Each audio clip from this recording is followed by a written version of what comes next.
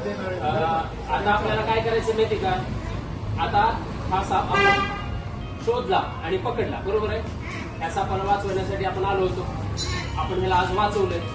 आता ह्याला निसर्गात नेऊन सोडायचं. त्याचं घर कुठं असतं? जंगलात.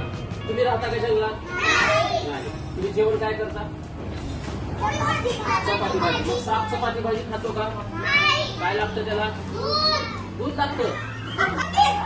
हा, व्हेरी गुड. हा, उंदीर. अजून बेडूक. हा, अजून कोणते तुला माहिती?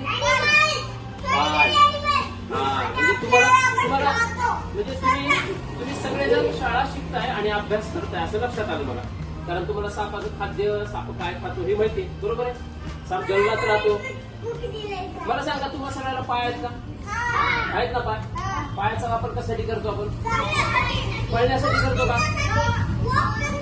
वाक करण्यासाठी, पळण्यासाठी. मग आता मला सांगा, सापाला तर पायच नाही, मग कसा पळतो तू?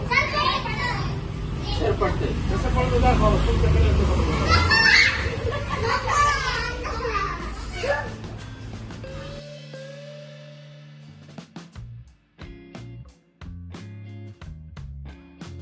आपण जो एक साप सोडतोय त्या सापाचं नाव आहे धामण.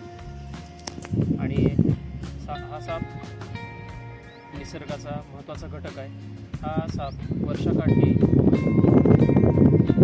300 ते 350 उंदीर संपवतो.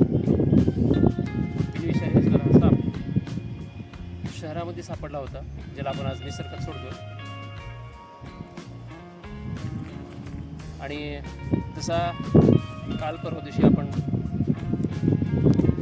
आउट ऑफ द सिलेबस हा चित्रपट पाहिला होता. त्या चित्रपटात दाखवल्याप्रमाणे जर निसर्गाचं आपण संरक्षण केलं नाही तर निसर्गाचा कोप कशा पद्धतीने दिसून येतो त्या चित्रपटात दाखवलेलं आहे. त्यामुळं निसर्गातल्या प्रत्येक सजीवाचं रक्षण करणं गरजेचं आहे. निसर्ग जपणं गरजेचं आहे. वृक्ष लागवड करणं गरजेचं आहे. आणि सिलेबसच्या पलीकडे जाऊन आपल्याला अजून काय करता येऊ शकतं निसर्गासाठी, आपल्या एन्व्हायरमेंटसाठी, ते करणं गरजेचं आहे. मी माझा प्रयत्न करतोय. कुठेही शहरात साप निघाले तर जसा हा साप निसर्गात सोडतोय तसं